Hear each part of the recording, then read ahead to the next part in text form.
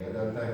तो बेटे बोर्ड पे चेक करें, आइडेंटिफिकेशन ऑफ कलर्ड साल्ट्स हैं। कौन से कलर साल्ट्स हैं, मैं बेटे एक दो मेंशन कर देता हूँ। ये जो मैंने ब्रैकेट में लिख दिया बेटे, कोबाल्ट का साल्ट, कोबाल्ट नाइट्रेट, कोबाल्ट बेटे क्लोराइड, ये चीज़ें, कॉपर का साल्ट, इस तरह की चीज़ें जो बेटे रंगदार होती हैं, कोबाल्ट का साल्ट, कॉपर नाइट्रेट, वो भी कलर ब्लू होता है, तो उसको आप टेस्ट कर सकते हैं। कैसे करेंगे? प्रोसीजर ये है कि प्लाटिनियम वायर लेंगे, उसका लूप बना लो, रेक्सा बना लो आगे, ये लकड़ी का डंडी सी लगी होती है। फिर क्या करो, HCl में डिप कर करके ना फ्लेम पे ले लो, ताकि उसके ऊपर अगर हमारे हाथ से वो प्योरिटी लग गई है, क्योंकि बड़ा सेंसिटिव टेस्ट है, बड़ा हसास टेस्ट है। फिर हम उसे 2-3 दफ़ा ऐसे गर्म करेंगे, रिमूव हो जाएगा।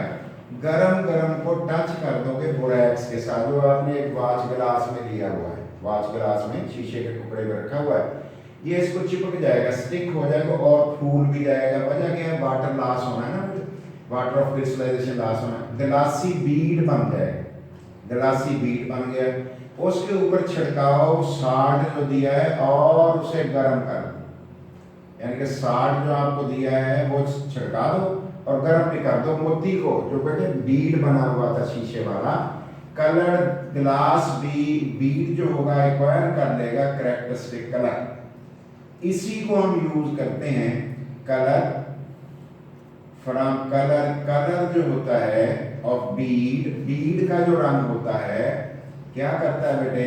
इंडिकेट कर देता है द मेटल कैटायन, इंडिकेट कर देता है वो जो रंगदार साल्ट का मेटल कैटायन था ना बेटे, ज़रा दो हिस्से जो होते हैं साल्ट के, एक मेटल वाला टुकड़ा होता है तो एक नॉन मेटल वाला आयन होता है। क्लियर? ये हमने बेटे पता कर लिया। देखते हैं केमिस्ट्री में क्या कुछ बेटे होता है। केमिस्ट्री में ये चेंजेस बेटे आती है, गौर करना।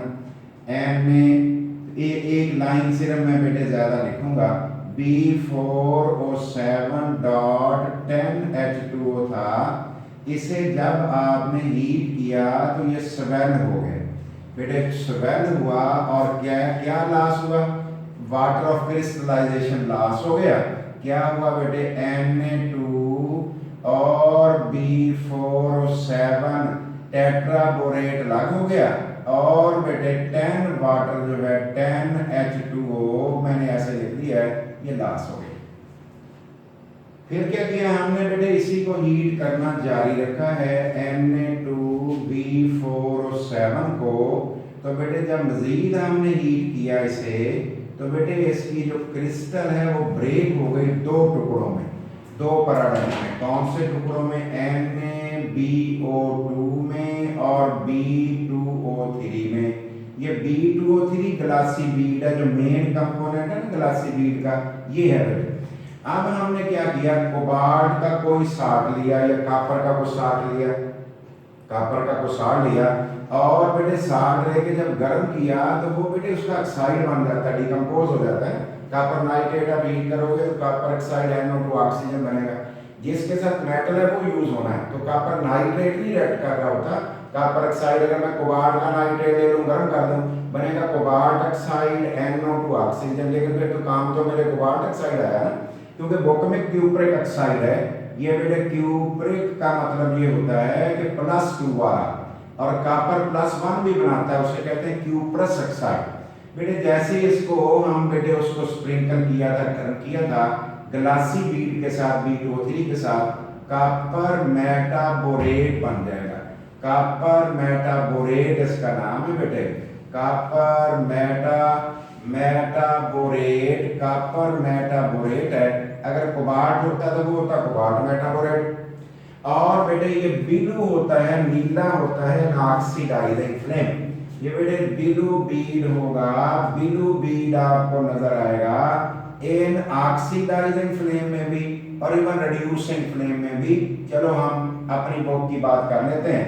ऑक्सीडाइजिंग फ्लेम के अंदर ये हमें नीला नजर आएगा। अगर कॉपर मेटाबोरेट नीला नजर आ गया तो फिर इसका मतलब है जो साल्ट उसने दिया था वो Cu+2 का था, और हमने आइडेंटिफाई कर लिया कि Cu+2 साल्ट के अंदर मौजूद है। ये होता है बेटे इसका तरीकाकार। अब देखना है कि ऑक्सीडाइजिंग और रिड्यूसिंग फ्लेम क्या होता है। बेटे तवज्जो करना, इसको अब अज्यूम कर लोगे एक बर्नर है, बर्नर के बेटे बंसन बर्नर जो साइंटिस्ट के नाम पे है ना, आपको पता है। तो बेटे बंसन बर्नर में यहाँ एक रिंग होता है, गैस वाला बर्नर हो ना, अगर इसे ऐसे घुमाएं तो सुराख के सामने सुराख आ जाए, ऑक्सीजन की सप्लाई ज्यादा हो जाती है, तो बेटे नीले रंग का फ्लेम निकलेगा ये ऑक्सीडाइजिंग।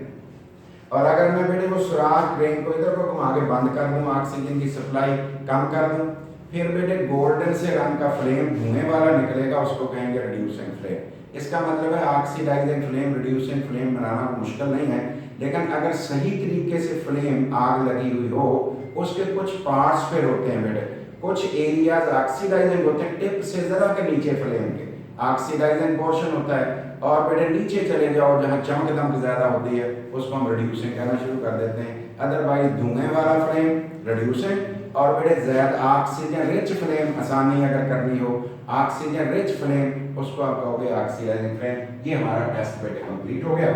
यूजेस कहाँ कहाँ है, अपनी बुक की बातें कुछ आप सुन लें, फिर हम इंटरेस्टिंग इसके काम देखेंगे कहाँ कहाँ लोग इसको यूज करते हैं। बेटे बोरेट ग्लास, पाइरेक्स ग्लास भी इसे कहते हैं, पाइरेक्स ग्लास भी कहते हैं, शीशा कहते हैं। और बेटे रेजिस्टेंट, हीट रेजिस्टेंट हमारी बुक लिख रही है बेटे, हीट रेजिस्टेंट की बजाय जो इसकी सबसे बड़ी खूबी है वो क्या है, वो ये है बेटे लो कोफिशिएंट ऑफ एक्सपेंशन। बेटे गर्म करने में ज्यादा फैलता नहीं, ठंडा करने में ज्यादा सुखड़ता नहीं, इसलिए टूटता नहीं, खाली रख दो आग पे बेशक। दूसरे नंबर पे बोरैक्स भी टेस्ट में इस्तेमाल करते हैं। मेटलर्जिकल क्रॉस ऑपरेशन में वेल्डिंग, सोल्डरिंग, टांके लगाने हो वहां यूज करते हैं फ्लक्स के तौर पे, ये लिखा है welding in metallurgy. Washing powders बनते हैं, उसमें डाला जाता है, थोड़ा सा डाल देते हैं, और वो पानी जो हार्ड वाटर है उसके अंदर आपका साबुन काम करना शुरू कर देता है अगर ये डाल दिया जाए। सर्फ में ये डाल दिया जाए, ये क्योंकि खुद ही उसको सॉफ्ट कर लेता है। और बेटे लेदर इंडस्ट्री में चमड़ा बनाने के प्रोसेस में और रंग करने में, उसको रंग भी देते हैं ना बेटे चमड़े को, बेटे खाल का चमड़ा बनाने का प्रोसेस, ठीक है जी, कर लिया, फिर उसको रंग भी दे दिया। कॉस्मेटिक्स में डाला जाता है क्योंकि इसकी दो खूबियां बड़ी जबरदस्त हैं, टैल्कम पाउडर में डाल लेते हैं बहुत मल्यूर क्वांटिटी में, ये बेटे फंगस को भी रोकता है, प्रिवेंशन करता है। कईयों की उंगलियों में फंगस हो जाती है, नाखून में वजू करते हैं तो गीला रह रह के, फिर बेटे अगर वो जिसके अंदर ये बोरैक्स हो उसको छिड़का दिया जाए, या बोरैक्स पानी में थोड़ा सा एक चुटकी हल करके गर्म पानी में पाउंड डुबो लिए जाए कुछ देर के लिए, रोज तो आराम आ जाता है, हालांकि दवाइयों से बहुत लंबा इसका इलाज है, कई महीने लग सकते हैं। और बेटे सोप मेकिंग में, वो अभी मैंने बताया हार्ड वाटर में काम करेगा। फिर टेक्सटाइल्स में फायर प्रूफ पेस्ट एक बनाया जाता है, फिर वो लगा दिया जाता है बेटे, थान जब कर लिए सील कपड़ों के तो उसके ऊपर फेर दिया जाता है, स्प्रे कर लिया जाता है, उसको आग नहीं जल्दी लगती। पेंट्स में ये भी फायर रेजिस्टेंट, मेडिसिन के तौर पे अभी मैंने बात की, उसको इस्तेमाल करते हैं। माचिस इंडस्ट्री में भी बोरैक्स डालते हैं, जो मसाला वगैरह लगाते हैं और साइडों पे जहाँ रब करते हैं उसमें भी डालते हैं।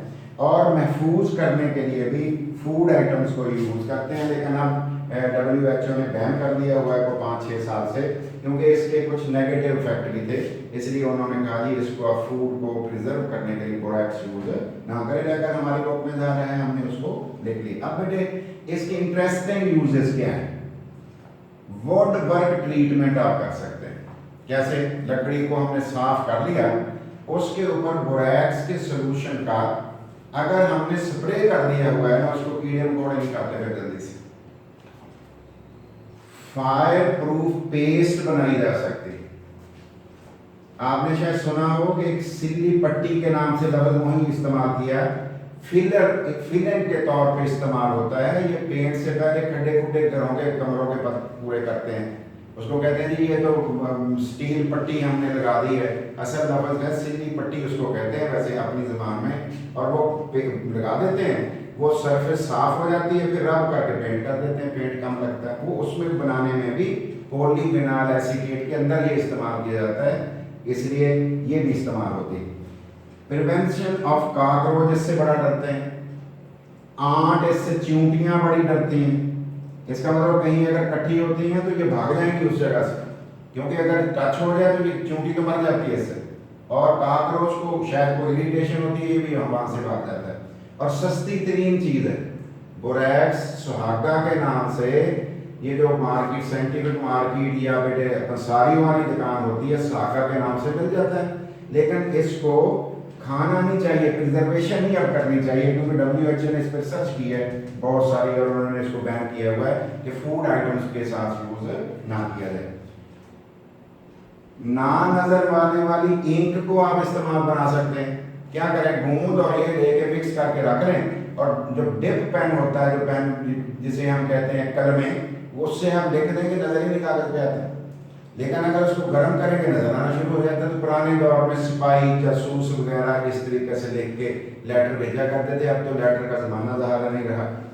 बफरिंग एजेंट हैं, ये स्विमिंग पूल्स में इस्तेमाल करते हैं। और ये इंटरेस्टिंग बात एक और याद रखिए, न्यूट्रॉन अब्जॉर्बर के तौर पर भी बोरैक्स को यूज किया जाता है, कहीं रोकना हो अगर फिशन प्रोसेस वहाँ। अगर आग को ग्रीन टिंट देना हो, ये आतिशबाजी वाले करते हैं, उसके अंदर बोरैक्स डालते हैं, ग्रीन रंग की चमक नजर आती है बीच में, वो वाली। इसके अलावा फोर्जरिंग करते हैं बेटे, ब्लैक स्मिथ, ये जो आयरन वाले लोहार होते हैं, उसको चीज़ें जब बनाते हैं, अगर इससे ट्रीट कर गर्म करें, इसके ऊपर वो ये डाल लें, वो काफ़ी हद तक सॉफ्ट हो जाता है, और उसको फिर कूट के थोड़े से जो शक्ल की चीज़ बना लें। रेडिएटर कारों के लीकेज, अगर मान्यूट लीकेज कहीं हो, अगर एक चुटकी पानी में ये डाल दी जाए तो वो लीकेज मान्यूट को खुद ही रोक लेता है।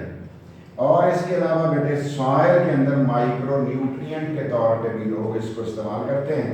इसका सोल्यूशन बना लेते हैं 2-3%, और बेटे उस पौधे को जिस एरिया में आप पानी डालते हैं नीचे, वहाँ स्प्रे कर देते हैं।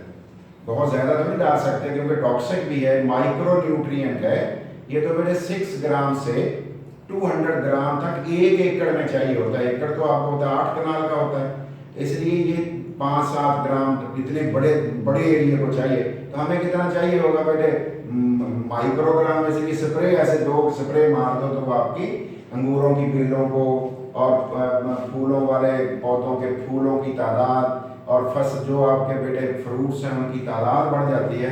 शायद आपकी सॉइल डेफिशिएंट इन बोरान हो, उसके लिए भी ये मैंने फिर सोचा कि आपको इंटरेस्टिंग भी बताऊंगा कि ये बातें इस्तेमाल हो सकती हैं। आगे चलते हैं बेटे, बोरिक एसिड्स हमारे पास बेटे होते हैं। और बोरिक एसिड्स क्या क्या होते हैं बेटे, मैंने ये बड़ा सारा लिख दिया। बोरिक एसिड्स 4 बेटे होते हैं, बोरिक एसिड्स 4 होते हैं बेटे। देखते हैं कौन कौन से। एक को कहते हैं आर्थोबोरिक एसिड, एक का नाम बेटे आर्थोबोरिक एसिड होता है, एक का नाम बेटे मेटाबोरिक एसिड, मेटाबोरिक एसिड, और बेटे टेट्राबोरिक एसिड, टेट्राबोरिक एसिड, और बेटे पायरोबोरिक एसिड, पायरोबोरिक एसिड। ये बेटे एक दफा आपने इसको रिपीट करना है। बोरिक एसिड्स के 4 नाम मैंने बेटे लिखे, आर्थोबोरिक एसिड, मेटाबोरिक एसिड, टेट्राबोरिक एसिड, और कौन सा बेटे, और पायरोबोरिक एसिड हमने बेटे लिख लिया है। इन चीज़ों को आपने देखना है कि ये किस फॉर्म में है, कैसे हैं। पहले हम बुक वाला लिखने लगे, H3BO3 बेटे लिख दिया है। और अगर मैं H3BO3 को हीट करके उसमें से 1 वाटर लॉस कर दूं तो मेरे पास जो आंसर बचेगा वो बचेगा बेटे HbO2। इसी को हमें कहना पड़ता है कि दैट इज मेटाबोरिक एसिड। ये मेटाबोरिक एसिड बन गया। और अगर बेटे मेटाबोरिक एसिड के 4 मोल्स हों मेरे पास HbO2, HbO2, HbO2, तो ये हमारे पास बना क्या बेटे, ये हमारे पास बन गया H4B4 और बेटे O8। इनमें से 1 मोल हीट करके वाटर लॉस करवा दिया जाए तो ये बन जाता है H2B4O7। इसको कहते हैं बेटे H2B4O7 और बेटे इसका नाम क्या हो गया टेट्राबोरिक एसिड, टेट्राबोरिक एसिड। और अगर बेटे हम ये करें कि 4 लेके H3BO3 के 4 मोल ले लें तो ये बनता है H12 और B4 और बेटे O12। इसमें से 3H2O निकाल दूं, इसमें से 3H2O निकाल रहा हूं, माइनस H2O, फिर माइनस कर दिया H2O, फिर कर दिया माइनस H2O, जो हमारे पास चीज बचेगी वो क्या बचे 6H निकल गए। इसका मतलब है H6 बचेंगे, B4 बचेगा और बेटे 3 इनमें से निकल गए ऑक्सीजन, O9 बचेगा। तो जी इसको कहते हैं बहुत ज्यादा गर्म किया हुआ बोरिक एसिड। तो गौर कर लीजिए ये हमारे हो गया जी बोरिक एसिड। इसको और अंदाज दिए लिखने के, लेकिन हमारी बुक में उस तरह से नहीं है। अब देखते हैं बेटे इनकी बोरिक एसिड में से मोस्ट इंपॉर्टेंट कौन है। याद रखिए मोस्ट इंपॉर्टेंट इनमें से मोस्ट इंपॉर्टेंट HbO3 है और HbO3 है which can exist which is only stable, जो बेटे स्टेबल बोरिक एसिड है, only stable acid boric acid in water. Boric acid पानी के अंदर सबसे ज्यादा स्टेबल ये है। अब बेटे क्या होगा फिर, इसका मतलब है कोई भी पानी में डाल दिया जाएगा HbO2 अगर पानी में डाल दिया जाएगा तो क्या रिजल्ट निकलेगा, उसके रिजल्ट में बेटे क्या हुआ H3 नहीं होगा 3 होगा बेटे, 2 और 1 3, H3BO3 ना हो गया 3, 2 और 1 3 आर्थोबोरिक एसिड बन जाएगा। इसका तो पानी में डालोगे तो ये मेटाबोरिक एसिड भी आर्थो बन जाएगा। और अगर मैं बेटे ले लूं H2B4O7, देखो बेटे ऊपर इसका नाम क्या है, इसका नाम है टेट्राबोरिक एसिड, इसका नाम टेट्राबोरिक एसिड। अगर इसे पानी में डाल दिया जाए तो फिर देखो बेटे कितने बन गए। पानी में मैंने डाल दिया, पानी में डालने से हमारे पास क्या बन गया बेटे, इसमें मैंने 2 मोल ये ले लिए हैं और जवाब मेरे पास आ गया 2H। बेटे इसमें गिन लेते हैं, ये बन गया H3BO3। कितने बनने हैं 4, ये हो गए। देखो गिन के बेटे 4 क्यों लगाए हैं, B4 करने के लिए। अब बताओ जी क्या डालें कि हमारा जवाब पूरा हो जाए। 12 हमारे पास बेटे हाइड्रोजन बन रहे हैं, 12 हाइड्रोजन, तो 6 अगर ये मैं डाल दूं तो चेक करें बेटे चीजें पूरी होती हैं या पूरी नहीं होती।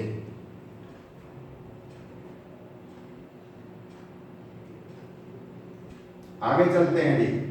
6 से बेटे H ज्यादा हो गए और अगर H ज्यादा हो गए 5 डाल दो, ये 10 और 2 12 हो गए, B4 हो गए, पूरे गिन लेते हैं 4 हो गए, 4 × 3 12 हो गए, 7 और 5 12 हो गए। लो जी फिर भी आर्थोबोरिक एसिड बेटे बनना है। अब देखते हैं बेटे इसकी प्रॉपर्टीज हमारे पास कैसी हैं बेटे। प्रॉपर्टीज क्या क्या हैं, क्या क्या इसका तरीकाकार है, और बेटे सबसे अहम बात तो ये आपने देखनी है, नंबर 1 पहले नंबर पे ये देख लो कि ये बेटे ट्राइक्लिनिक है। ट्राइक्लिनिक कम करता है, रेजिस्टेंस कम करता है, इसमें बड़ी स्ट्रक्चर अल्लाह ने बनाई हुई है हाइड्रोजन पानी में और सॉल्युबिलिटी टेम्परेचर बढ़ने से बढ़ जाता है। प्रॉपर्टीज शुरू से कर देंगे तो हमारा प्रॉपर्टीज बेटे बता रहा हूँ, ट्राइक्लिनिक है, क्रिस्टलाइन है, सोपी टच है, सोपी टच चलो मैं लिख देता हूँ, सोपी टच देता है और बेटे नरम सा लगता है ना, नरम सा लगता है और सॉल्युबिलिटी टेम्परेचर बढ़ने से बढ़ती है। और बेटे स्टीम में वोलाटाइल भी है, ये खूबी भी इसके अंदर मौजूद होती है कि वोलाटाइल इन स्टीम, स्टीम के अंदर उड़ जाता है। ये टेस्ट भी इसका होता है बेटे, volatile in steam, volatile in steam. अगर स्टीम इसके ऊपर मारो तो ये वोलाटाइल भी, तो ये एक तरीकाकार इसको टेस्ट भी किया जाता है ये खालस है कि नहीं। मसलन आपको ना खालस बोरैक को दे दे बोरिक एसिड, तो अगर स्टीम की ट्यूब आप ऊपर कर दें, अगर सारा उड़ जाए तो वो है आर्थोबोरिक एसिड, और अगर नीचे कुछ चीज़ें बच जाए तो वो फिर इस तरह कोई और चीज़ें भी उसके अंदर बनाई हुई हैं, ये इसका तरीकाकार बेटे हो गया। तो बोरिक एसिड्स कितनी तरह के हो गए हैं बेटे? एक है ये वाला, देख लो बेटे, इसका नाम है आर्थोबोरिक एसिड, एक ये है मेटाबोरिक एसिड, एक है टेट्राबोरिक एसिड, एक है पायरोबोरिक एसिड। ठीक है बेटे, और मैंने बनाने के तरीके भी आपको बताए कि ये फार्मूला भूल जाए तो फिर कैसे हमें फार्मूले आ जाएंगे। और ये देख लो, ये भी मैंने करके आपको बता दिया। A6 बचा था, B4 बचा था, O9 बचा था। ये सारा करने के बाद आपने देख लेना है, इस एरिया से मैंने शुरू किया यहाँ से बेटे, और यहाँ पे खत्म कर दिया। और इधर भी देख लो, ये वाला एरिया हमने अलग किया था, याद है ना आपको सारा, और ये वाला हमने अलग डिस्कस किया था, ये वाला। और उसके बाद क्या किया था बेटे? उसके बाद हमने तीसरी किस्म जो थी वो ऊपर की थी, वो आपने खुद भी चेक कर लेनी है, देख लेनी है। बाकी फिर कल इंशाल्लाह ये मसला है, कुछ प्रॉब्लम होगी।